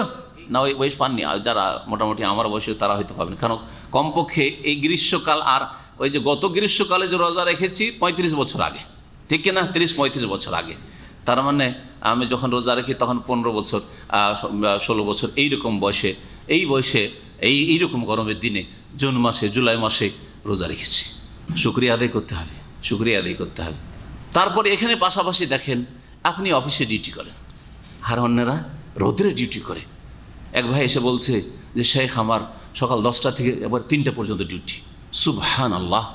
বলেন যে আমার যদি ওইরকম ডিউটি হইতো, আপনার যদি ওরকম ডিউটি হইতো, তাহলে কেমন করে যে রোজা রাখতাম, এখনই যেন চিন্তা লাগছে। আল্লাহ যেন সকলকে তৌফিক দান করেন। তো আল্লাহ রাব্বুল আলামিন সাধ্যের বাইরে কাউকে কষ্ট দেননি। অবশ্যই এই ক্ষেত্রে যারা মালিক রয়েছেন, দায়িত্বশীল রয়েছেন, তাদেরও খেয়াল রাখা উচিত। যারা ফোরম্যান, সুপারভাইজার রয়েছেন, তাদেরও খেয়াল রাখা উচিত, কারণ এই রমজানের রোজা প্রত্যেকের জন্য ফরজ। সুতরাং এই ক্ষেত্রে যাতে করে মুসলিম ভাইদের জন্য এই রোজাকে সহজ করে দেওয়া হয়। আর এই সৎ উদ্দেশ্যে আলহামদুলিল্লাহ সৌদি আরবে সারা বছরে 8 ঘন্টা ডিউটি থাকে, আর রমজান মাসে 6 ঘন্টা ডিউটি থাকে। জানা আছে না নেই? 6 ঘন্টা ডিউটি থাকে। বরং আমাদের মতো অনেক আছে 5 ঘন্টা ডিউটি, 6 ঘন্টাও না, 5 ঘন্টা। শুকরিয়া আদায় করতে হবে না? হবে না? কেউ 12 ঘন্টা ডিউটি করে, আর যদি আমরা 5 ঘন্টা ডিউটি করি, শুকরিয়া আদায় করতে হবে না? হবে না? বলি আলহামদুলিল্লাহ, আলহামদুলিল্লাহ। আয়াতের তাফসীর হয়ে গেল যে 2টো তাফসীর করা হয়েছে। তারপরে আল্লাহ পাক বলছেন যে নামাজ পড়লে ফায়দা কি হয়, সে ফরজ নামাজই হোক অথবা সুন্নত তাহাজ্জুদ নামাজ। ইন্নাল হাসানাতি ইউযহিবুনাস সাইয়্যাত, নিঃসন্দেহে নিঃসন্দেহে 15 রাশি হাসানাত, 15 রাশি নেক আমলগুলি ইউযহিবনা সাইয়্যাত, পাপ রাশিকে নিশ্চিহ্ন করে দেয়, নিয়ে যায়। ইউযহিবনা নিয়ে যায় মানে নিশ্চিহ্ন করে দেয়, শেষ করে দেয়। নেকি করলে পাপ এমনিতেই শেষ হয়ে যায়, যেগুলি সাগীরা গুনাহ রয়েছে, ছোট পাপ রয়েছে। আর বড় পাপের জন্য তার সাথে সাথে তওবাকে যোগ দিতে হয়। তওবা করেন আর বেশি বেশি নেকির কাজ করেন, সমস্ত গুনাহ আল্লাহ দূর করে দেবেন। আল্লাহ পাক বলছেন যালিকা যিকরা লিযাকিরিন, এই হচ্ছে স্মরণকারীদের জন্য স্মারক, উপদেশ স্বরূপ। ওয়াসবির, হে নবী মুহাম্মদ সাল্লাল্লাহু আলাইহি ওয়াসাল্লাম, তুমি ধৈর্য ধারণ করো। ফাইন্নাল্লাহা লা ইউযিউ আজরাল মুহসিনিন, কারণ আল্লাহ রাব্বুল আলামিন সৎকর্মশীলদের প্রতিদানকে বিনষ্ট করেন না, ব্যর্থ করেন না। তারপরে মহান আল্লাহ ইরশাদ করছেন এমন এক দলের কথা, যেই দল প্রতিটি যুগে যদি থাকে তাহলে আল্লাহ রাব্বুল আলামিনের আযাব থেকে বেঁচে থাকবে। সেই দল হচ্ছে মুসলিহিনদের দল, যারা ইসলাহ সংস্কারের কাজ করে, নিজেকে শুধু ভালো করে। সলেহীন নয়, সলেহীন তো আছে, সবসময় থাকে, কিছু না কিছু ভালো লোক থাকে, কিন্তু শুধু ভালো লোক থাকলে হবে না, অন্যকে ভালো করার জন্য সচেষ্ট লোকের প্রয়োজন রয়েছে। সলেহীন আর মুসলেহীনের পার্থক্য আজকে ভালো করে বুঝেন। আপনি নিজেই শুধু সৎ, কিন্তু আশেপাশের লোককে সৎ করার চেষ্টা করেন না, তাহলে আল্লাহর আযাব যে কোনো সময় আপনার ওপর আসতে পারে, পাশের লোকের উপর আসবে, আপনার উপর আসবে। কিন্তু আপনি যদি মুসলিহিনদের অন্তর্ভুক্ত হইতে পারেন, নিজেকে ঠিক করছেন আর তার সাথে সাথে আশেপাশে যারা আছে বা যতদূর পর্যন্ত আপনি পৌঁছিতে পারছেন, আপনার আওয়াজ পৌঁছাতে পারছেন, ঠিক করার চেষ্টা করছেন, তাদের সংশোধন সংস্কারের চেষ্টা করছেন, তাহলে আল্লাহর আযাব সেই সমাজ থেকে, সেই পরিবার থেকে, সেই দেশ থেকে দূরে থাকবে। অপর ভাষা বলা যেতে পারে যারা দিনের দাওয়াতের কাজ করে, দিনের প্রচার প্রসারের কাজ করে। আর এক ভাষায় বলা যেতে পারে যারা দিনকে পৌঁছে দেওয়ার জন্য সর্বাত্মক প্রচেষ্টা চালায়, জিদ্দোজহদ করে। আর এক ভাষায় বলা যেতে পারে যারা আমরে বিল মারুফ করে আর নাহি আনিল মুনকার করে, ভালো কাজের উপদেশ দেয় আর অন্যায় কাজে বাধা দিয়ে থাকে। যেমন যার ক্ষমতা আছে, বল প্রয়োগ করার ক্ষমতা থাকলে শুধু জবান দিয়ে ক্ষান্ত হবে না, আর বল প্রয়োগ করার ক্ষমতা না থাকলে জবান দিয়ে, কথার দ্বারা, কলমের দ্বারা, লিখনি এবং বক্তব্য দিয়ে আর উপদেশ দিয়ে অন্যায়ের প্রতিবাদ করে ভালো কাজে নির্দেশ দেবে। সেই ক্ষমতা যদি থাকে তো শুধু অন্তরে ঘৃণা করাই যথেষ্ট হবে না, আর যদি মুখে বলারও ক্ষমতা না থাকে, লিখারও ক্ষমতা না থাকে, ভালো সম্পর্কে, ভালো জন্য উৎসাহিত করার জন্য, অন্যায় বাধা দেওয়ার জন্য, তাহলে সর্বনিম্ন ঈমানের পরিচয় হচ্ছে যে অন্তর থেকে ঘৃণা করে প্রতিবাদ জানাবে। যেমন নবী করিম সাল্লাল্লাহু আলাইহি ওয়াসাল্লামের সহিহ মুসলিমের হাদিস রয়েছে, বলছেন ফালাউলা কানা মিনাল কুরুন মিন ক্বাবলিকুম, আল্লাহ পাক বলছেন ফালাউলা, এই লাউলাকে হারফে তাহদিদ বলা হয়, উৎসাহিত করার জন্য হারফে তাহদিদ। কেন হয়নি? লাউলার সম্পর্ক আছে উলু বাকিয়াতিনের সাথে, মাঝখানে কানা মিনাল কুরুন মিন ক্বাবলিকুম রয়েছে, তাহলে বুঝতে সুবিধা হবে। ফালাউলা উলু বাকিয়াতিন ইয়ানহাউনা আনিল ফাসাদে ফিল আরদ, এই ছিল আসল ইবারত, তাহলে বুঝতে সুবিধা। কি বলছেন আল্লাহ রাব্বুল আলামিন? বলছেন যে সৎকর্মশীলদের একটি দল, সৎকর্মশীল লোকেরা কেন হয়নি? কানা মিনাল কুরুন মিন ক্বাবলিকুম, তোমাদের পূর্বে যেসব জাতিরা চলে গেছে তাদের মাঝে, তোমাদের পূর্বে যেসব জাতিরা চলে গেছে সেসব জাতির মাঝে কেন একটি সৎ কর্মশীল দল হয়নি? উলু বাকিয়াতিন, উলু শব্দটি হচ্ছে জুয়ের বহুবচন। জু মানে কি হয়? জু মালিন মানে ধনওয়ালা ব্যক্তি, জু মালিন মানে হচ্ছে ধনওয়ালা ব্যক্তি, সাহেব। জু মানে সাহেব, তা উলু মানে আসহাব, তাহলে উলু মানে আসহাব, উলু। আর বাকিয়াতুন মানে হচ্ছে খৈর, কল্যাণ, দিন, নেক কাজ, ভালো কাজ ইত্যাদি। এই জন্য এইরকমই কাছাকাছি অর্থ রয়েছে। নেক আমলকে আল বাকিয়াত বলা হয়েছে, আল বাকিয়াতুস সালিহাতু খায়রুন ইনদা রাব্বিকা, আল বাকিয়াত, যেগুলি অবশিষ্ট থাকবে। তারপরে আসলে আরবরা বাকিয়া শব্দটি ব্যবহার করে বেছে বেছে কোনো জিনিস যদি আপনি রাখেন চয়ন করে, ওইগুলোকে বাকিয়া বলা হয়। ধরেন একটা আমের কার্টুন আছে, তার মধ্যে পচা সড়া ইত্যাদি আছে, ওর মধ্যে বেছে বেছে বেছে সাফ সুতরা পরিষ্কার যেগুলি খুব ভালো ভালো সেগুলো বেছে রাখলেন, এটা হচ্ছে বাকিয়া। এখন এরা বলে যে এখনো কিছু বকিয়া লোক আছে, মানে কিছু ভালো মানুষ আছে এখনো সমাজে, মাজালাত ফিহে বাকিয়া, এখনো কিছু ভালো মানুষ বাকি আছে। বাকিয়াতুন কেউ হচ্ছে উলুদ্দিন ও ফজলিন, কেউ বলছে যে খৈরিন। তো আমরা এই জন্য ব্যাপক অর্থ করেছি যে সৎকর্মশীল। উলু বাকিয়াতিন মানে যারা ভালো কাজ করনেওয়ালা লোক। ভালো কাজ করনেওয়ালা লোক কেন হয়নি ওইসব জাতির মধ্যে যেই জাতিরা তোমাদের পূর্বে চলে গেছে? এই ভালো মানুষরা কি করবে?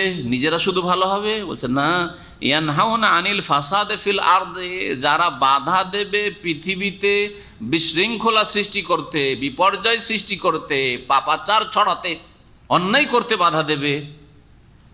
কেন হয়নি? যখন হয়নি, আগের যুগে এমনও যুগ গেছে যখন কোনো ভালো মানুষ নেই, একটা ভালো কথা বলার লোক নেই গ্রামে, অঞ্চলে, দেশে, তখন আল্লাহ রাজা এসেছে, তখন আল্লাহ রাজা এসেছে। ইল্লা কালিলাম মিম্মান আনজাইনা মিনহুম, তবে অল্প কিছু লোক ছিল ওই সব লোকদের থেকে যাদেরকে আমি রক্ষা করেছিলাম, আমি বাঁচিয়ে নিয়েছিলাম। তাহলে আল্লাহ রাব্বুল আযাব থেকে কারা বাঁচতে পেরেছে? অল্প কিছু লোক যারা সৎ কাজ নিজেরা করত, আর সৎ কাজ করার জন্য উৎসাহিত করত, আর অন্যায় কাজে বাধা দিত, নিজের অন্যায় কাজ থেকে বিরত থাকত। এদের সংখ্যা ছিল অল্পই, ইল্লা কালিলান। তো এই পাপিষ্ট লোকেদেরই মেজরিটি ছিল। তারা কি করত? আল্লাহ বলছেন ওয়াত্তাবা আল্লাযিনা যালামু মা উতরিফু ফিহি, এই জালেমরা লিপ্ত ছিল। ইত্তাবা অনুসরণ করা মানে লেগে থাকা। এই জালেমরা লেগেই ছিল মা উতরিফু ফিহি, ওই সব ভোগবিলাসে যা তাদেরকে দেওয়া হয়েছিল, ভোগবিলাসের সামগ্রী যা দেওয়া হয়েছিল তাতেই তারা লেগেছিল, মেতেছিল। ওয়াকানু মুজরিমিন, আর এরা ছিল বড়ই অপরাধী। ভোগবিলাসের সামগ্রী আল্লাহ পাক যা দিয়েছিলেন তা নিয়ে তারা মেতেছিল, আর নিজেরা ভালো হইতে হবে, অন্যদেরকে ভালো কাজে নির্দেশ দিতে হবে, তারও কোনো চিন্তা হয়নি। আল্লাহ পাক রব্বুল আলামিন তখন তাদেরকে ধ্বংস করেছেন। ওমা কানা রব্বুকা লিইহলিকাল কুরা বিযুলমিন ওয়া আহলুহা মুসলিহুন। এই আয়াতটিও মুখস্থ করে নেবেন, বিশেষ করে যারা 2-4-5 মিনিট কথা বলার অভ্যাস করেন, এই আয়াতটি মুখস্থ করেন। ওমা কানা রব্বুকা লিইহলিকাল কুরা বিযুলমিন, হে নবী মুহাম্মদ সাল্লাল্লাহু আলাইহি ওয়াসাল্লাম, তোমার প্রতিপালক কোন জনপদকে জুলমের কারণে, পাপের কারণে ধ্বংস করেন না। পাপ আরে থাকে, কিছু না কিছু পাপ থাকেই, কিন্তু পাপ থাকলেই আল্লাহ ধ্বংস করে দেন না যতক্ষণ পর্যন্ত সেখান থেকে মুসলিহীন গায়েব না হয়ে যায়। আর যতক্ষণ মুসলিহীন আছে আল্লাহ ধ্বংস করেন না। ওমা কানা রব্বুকা লিইহলিকাল কুরা বিযুলমিন, হে নবী তোমার প্রতিপালক জনপদগুলিকে ধ্বংস করেন না অন্যায়ের কারণে, তাদের পাপের কারণে। ও আহলুহা মুসলিহুন, যতক্ষণ পর্যন্ত সেখানকার লোকেরা সংস্কারক হয়ে রয়েছে, যতক্ষণ পর্যন্ত তারা সদাচারী হয়ে রয়েছে, নিজেরা ভালো কাজ করে আর অন্যদের ইসলার সংশোধনের চেষ্টা করে। এই জন্য দাওয়াতের কাজ করতে হবে। আপনারা প্রত্যেকে আপন আপন গ্রামে কিন্তু প্রতিনিধি। ভালো করে মনে রাখেন, যদি আপনার গ্রামে আপনি একজন শুধু তাওহীদের কথা বলেন, সুন্নতের কথা বলেন, শিরক বিদআত থেকে সতর্ক করেন, নামাজ না পড়লে কত বড় অপরাধ হয়, কুফরি হয়, এসব কথাগুলি বলেন, শহীদ দিনের দাওয়াত দেন, তো আশা করা যায় আপনার পরিবার পরিজন আর আপনার গ্রাম আল্লাহর আযাব থেকে বেঁচে থাকবে।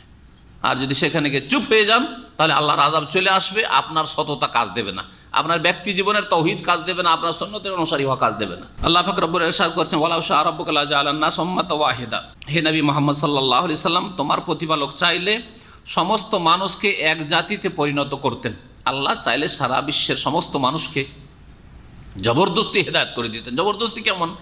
অন্তরকে বাধ্য করে দিতেন, পাপ করার মতো, শিরিক করার মতো, অস্বীকার করার মতো ক্ষমতাই থাকতো না। আল্লাহ যদি অস্বীকার করার, শিরিক করার, কুফরি করার, অন্যায় করার, জুলুম করার ক্ষমতাই কেড়ে নিতেন, যেমন ফেরেশতার কাছ থেকে আল্লাহ কেড়ে নিয়েছেন, তার সবাই হেদায়েত হয়ে যেত, একদল হয়ে যেত। কিন্তু না, আল্লাহ বাধ্য করেননি, আল্লাহ স্বাধীনতা দিয়েছেন। ভালো কাজও করতে পারেন, মন্দ কাজও করতে পারেন। যারা ভালো করছেন মন্দ করতে পারেন, যারা মন্দ কাজে লেগে আছেন তারা ভালো কাজও করতে পারেন, দুটোই ক্ষমতা আছে। ওয়ালা ইয়াজালুনা মুখতালিফিন, আর মানুষ সব সময় কি করতে থাকবে? মতবিরোধ করতে থাকবে। মানুষের মধ্যে দ্বিমত থাকবেই, একদল ভালো কাজে লাগবে, তার একদল পাপ করবে। আজকে রমজান মাসেও একদল ভালো কাজে লেগে থাকলে প্রচার মাধ্যম গোমরাহ করার জন্য, মুসলিমদের সময়গুলিকে পাপে নষ্ট করার জন্য, মুসলিম জাতিকে ধ্বংস করার জন্য লেগে আছে। রমজান মাসে কেউ তারাবি পড়ছে, আর কেউ কোথায় মদ আছে, কোথায় জেনা আছে খুঁজে বেড়াচ্ছে। কেউ রোজা রাখে, আর কেউ দিনে খাবার তৈরি করে পানাহার করে, সব কিছু হচ্ছে।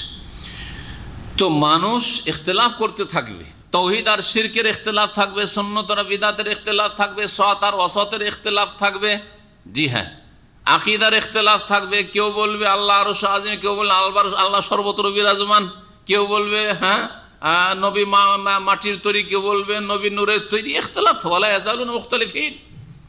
মানুষ সব সময় ইখতিলাফ করতে থাকবে, মতানৈক্য করতে থাকবে। ইল্লা মান রাহিমা রব্বুকা, হে নবী, তবে যার ওপর তোমার প্রতিপালক দয়া করবেন। তাহলে কি বোঝা গেল? আল্লাহর দয়া কোনটি? মতবিরোধ করা না একমত হওয়া? একমত হওয়া হচ্ছে আল্লাহর রহমত। কে বলে?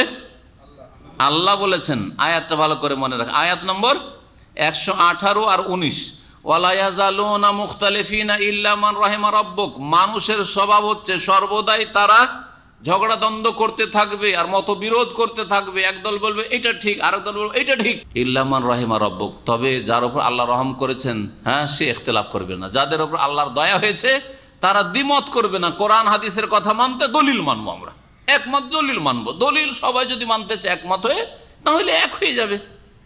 এক হয়ে যাওয়ার জন্য রাস্তা সহজ হয়ে যাবে। তাহলে আয়াত বলে যে ইত্তিহাদ, ঐক্য হচ্ছে রহমত, আর ইখতিলাফ তাহলে হচ্ছে আযাব, ঠিক কিনা? আর জাল হাদিস কি বলে? ইখতিলাফ উম্মতি রহমতুন, আমার উম্মতের মতবিরোধ করা হচ্ছে রহমত। হ্যাঁ, তো নবীর যদি হাদিস হবে, তো নবী কি কোরআনের দুশমন নাকি? বলেন তো দেখি, নাউজুবিল্লাহ। বিদাতিরা তাদের ইখতিলাফকে বৈধ করার জন্য অসুবিধা নেই, যে যেমন পড়ছেন নামাজ পড়েন, অসুবিধা নেই। কেউ হাত ছেড়ে পড়েন, কেউ হাত বাঁধেন, যেখানে বাঁধেন সেখানে বাঁধেন, আর কেউ সূরা ফাতিহা পড়েন, কেউ পড়িয়েন না, অসুবিধা নেই। হ্যাঁ, আর যেভাবে ইচ্ছে যেমন ইচ্ছে, কেউ নামাই তো পড়েন, কেউ পড়িয়েন না, সব ঠিক আছে, এটাও ঠিক ওইটাও ঠিক। এই যারা করে তারা ওই জাল হাদিস পেশ করে। ইখতিলাফ উম্মতি রহমত, হ্যাঁ, উম্মতের ইখতিলাফ করা হচ্ছে রহমত। তো নবী করিম সাল্লাল্লাহু আলাইহি সাল্লাম আয়াত বুঝেননি, না বুঝার পরে আয়াতের বিরোধিতা করেছেন, নাউজুবিল্লাহ। তো কত বড় বেয়াদবেরা যারা বলে যে ইখতিলাফ করা রহমত। ইখতিলাফ কখন রহমত হইতে পারে? আর এটা কখন পেশ করে? বলছে 4 মযহাব হয়েছে, এটা রহমত হয়েছে নাকি? বলছে এক ইসলামে যে 4 মযহাব হয়েছে নাকি, এটা রহমত হয়েছে। তারপরে যে সুফিদের 4টা তরিকা এসছে, চিশতিয়া, কাদেরিয়া, সাহারওয়ার্দিয়া আর নকশবন্দিয়া, বলছে এগুলো রহমত, বলছে রহমত। আর এগুলো থেকে যে কত শাখা প্রশাখা তরিকা বেরিয়ে এসছে, যে এক পত্রিকাতে বাংলাদেশের অনেক দিন আগে পড়েছিলাম যে বাংলাদেশে 1,98,000 সুফি তরিকত রয়েছে। 1,98,000, 2,000 কম 2 লক্ষ তরিকা রয়েছে। সবগুলি বলছে জান্নাত যাওয়ার তরিকা, এতগুলি তরিকা। এগুলো রহমত না জহমত? জহমত মানে আযাব। আরবরা জাহামা বলে না? জাহামা কাকে বলে? জাহামা মানে ভিড় ভাড়। তো ভিড় ভাড় ভালো লাগে নাকি? ভিড়ে যদি গাড়ি আপনার ফেসা থাকে ভালো লাগে? তাহলে বোঝা গেল যে ভিড় ভাড় আযাব। তো ওই রকম এই রহমত নয়, এটা জহমত।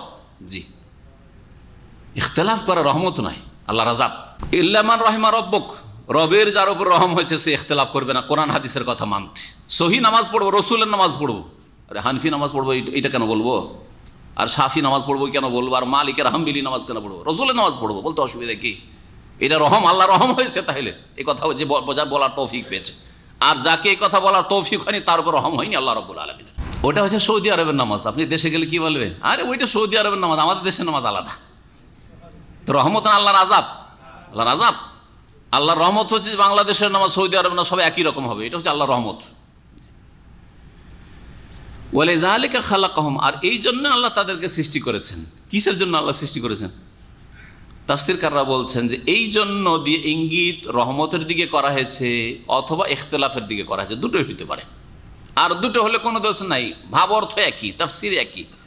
ওয়ালিযালিকা খালাকাহুম মানে খালাকাহুম, ওয়ালিযালিকা খালাকাহুম, আর এই রহমতের জন্যই আল্লাহ মানুষকে সৃষ্টি করেছেন। অর্থাৎ আল্লাহর রহমত রয়েছে, কে নিবা নেও। যে সোজা রাস্তা দিয়ে, কোরআন হাদিসের রাস্তা দিয়ে আসে, মা আনা আলাইহিল ইয়াওমা ওয়া আসহাবি, নবীর রাস্তা দিয়ে, নবীর সাহাবাকের রাস্তা দিয়ে তারা রহমত পাবে। আর যারা অন্য রাস্তা দিয়ে আসবে তারা রহমত থেকে বঞ্চিত হবে। এই রহমতের জন্য আল্লাহ মানুষকে সৃষ্টি করেছে, ওমা খালাকতুল জিন্না ওয়াল ইনসা ইল্লা লিয়াবুদুন, ইবাদত বন্দি করে জান্নাতে যাও, এই জন্য আল্লাহ সৃষ্টি করেছে। তাহলে রহমতের দিকে ইঙ্গিত হয়ে গেল, লিজালিকা দিয়ে ইশারা হয়ে গেল। আর কেউ বলছেন না, ইখতিলাফের জন্য সৃষ্টি করেছেন, অর্থাৎ মানুষকে আল্লাহ ভালো মন্দ দুটো স্বভাব দিয়ে, দুটো গুণ দিয়ে সৃষ্টি করেছেন, যার ফলে মানুষ ইখতিলাফ করবে। ইখতিলাফ থেকে মুক্ত হয়ে সবাই যদি একমত হয়ে সৎকর্মশীল হয়ে যায়, কোরআন সুন্নাহর অনুসারী হয়ে যায়, সকলে বেনামাজি হয়ে যায়, সকলে মুওয়াহহিদ হয়ে যায়, তাহলে জান্নাত পেয়ে গেল আল্লাহ যে উদ্দেশ্যে সৃষ্টি করেছেন।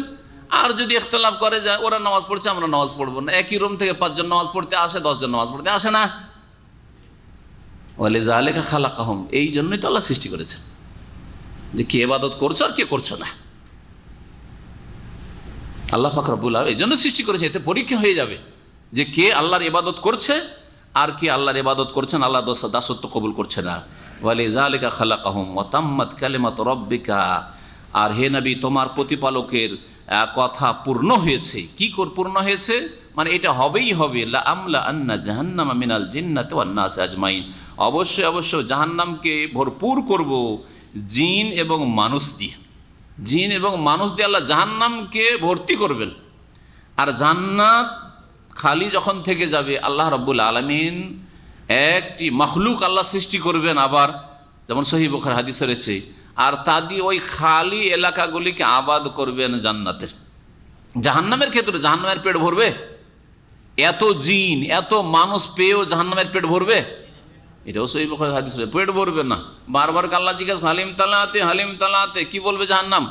হালমি মজিদ, আর কিছু আছে, আর কিছু আছে, আর অতিরিক্ত, আর অতিরিক্ত, খাই খাই খাই খাই করবে। হাত্তা ইয়াদা রব্বুল ইজ্জাত কাদামাহ, তখন আল্লাহ রাব্বুল আলামিন কি করবেন?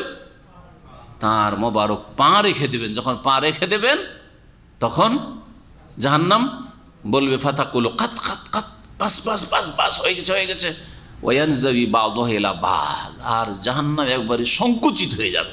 জাহান্নাম সংকুচিত হয়ে যাবে, পেট খুব ফুলেছিল, সংকুচিত হয়ে যাবে জাহান্নাম।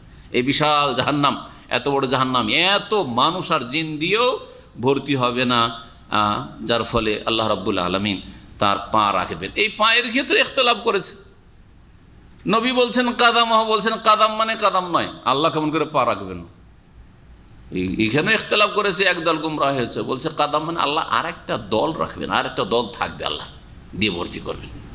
জি, আল্লাহ পাক তারপরে বলছে ওয়াকুল্লান নাকুসু আলাইকা মিন আমবাই রাসূলি মা নুসাব্বিতু বিহি ফুয়াদাক, হে নবী মুহাম্মদ সাল্লাল্লাহু আলাইহি ওয়াসাল্লাম, তোমার নিকটে রাসূলগণের কিসসা কাহিনী আমি প্রত্যেকের যে বর্ণনা করেছি, মানে যেগুলির আল্লাহ বর্ণনা করেছেন, 25 জন রাসূলের কথা উল্লেখ করেছেন আল্লাহ রাব্বুল কোরআনে কারিমে, তাদের যে ঘটনাগুলি আল্লাহ পাক বর্ণনা করেছেন, কি জন্য?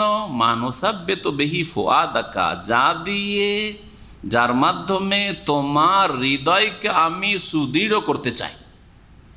নবী মুহাম্মদ সাল্লাল্লাহু আলাইহি সাল্লামের উপর যে কোরআনে কারিমে নবী রাসূলগণের ঘটনাবলী আল্লাহ বর্ণনা করেছেন, উদ্দেশ্য হচ্ছে নবীর অন্তরকে মজবুত করা। অন্তর মজবুত কেমন করা হবে বলেন?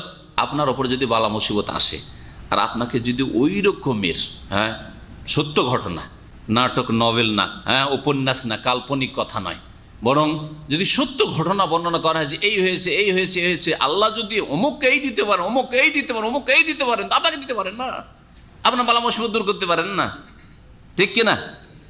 আমাদের এক ওস্তাদ বলছিলেন, সময় শেষ হয়ে যাচ্ছে, 2-3টা আয়াত আছে, শেষ হবে ইনশাআল্লাহ। বলছিলেন যে এক মহিলা মরক্কোয় বাস করতো, আর বড় পয়সাওয়ালা, ক্যান্সার হয়েছে, ক্যান্সারের চিকিৎসা আজ পর্যন্ত আবিষ্কার হচ্ছে না। দেখেন ক্যান্সারে বহু লোক মারা যাচ্ছে, বুঝতেই পারছেন।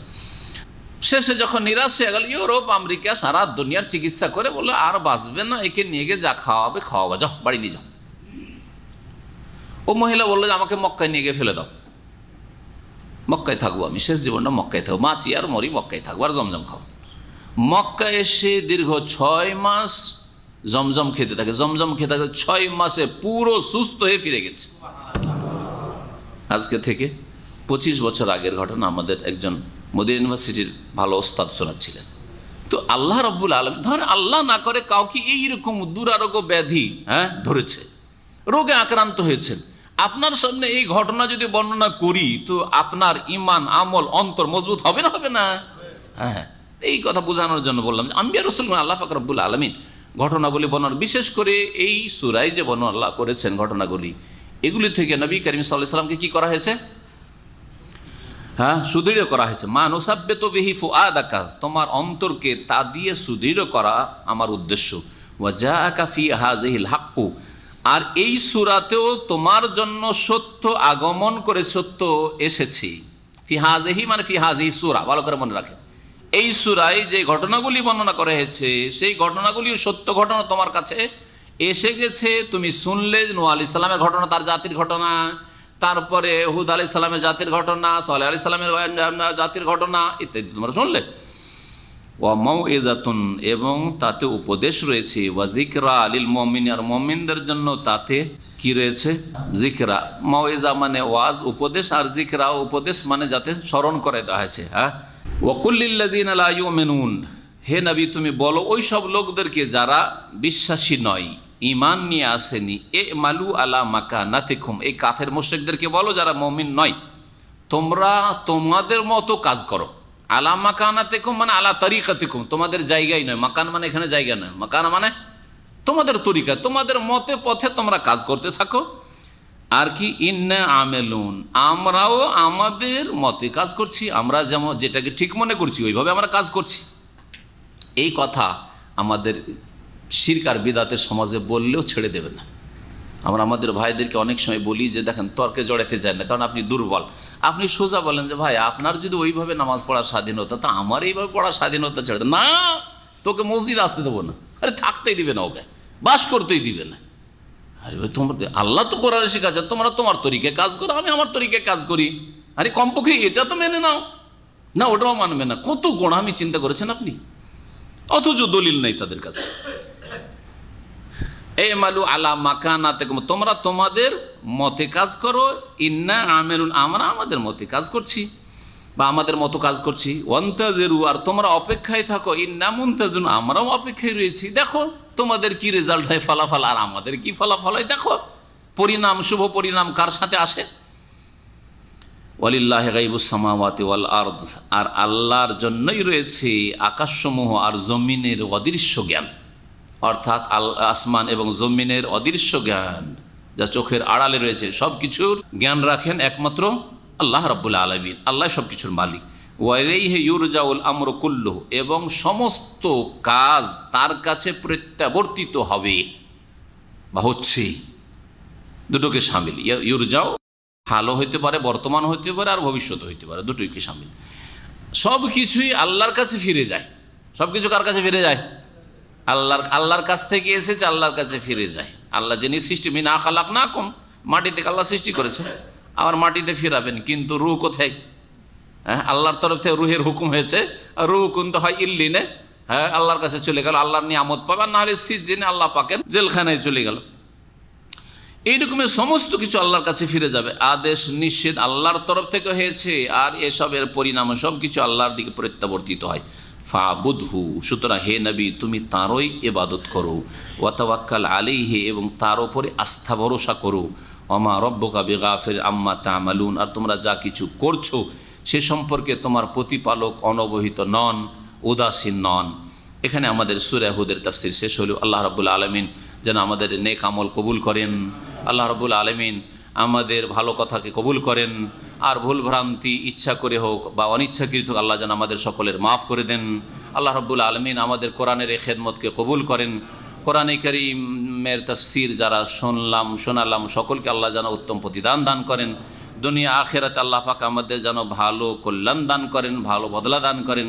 আল্লাহ রাব্বুল আমাদের সিয়াম, কিয়াম, রমজান মাসের যেসব নেক আমলের রাস্তা রয়েছে সবগুলিতে প্রবেশ করার যেন তৌফিক দান করেন। আল্লাহ রাব্বুল সবগুলিতে আমাদেরকে সফলতা যেন দান করেন। আল্লাহ রাব্বুল আলামিন আমাদের মেহনত পরিশ্রমের সাথে ইবাদত বন্দি করার তৌফিক দান করেন। আল্লাহ আমাদের অন্তরকে তার দিকে যেন ধাবিত করে দেন। আল্লাহ রাব্বুল আমাদেরকে তওবা করে ইস্তিগফার করে তার দিকে ফিরে আসার যেন তৌফিক দান করেন। আল্লাহ রাব্বুল আলামিন পাপের দিকে আমাদেরকে কখনো যেন না ফিরিয়ে দেন।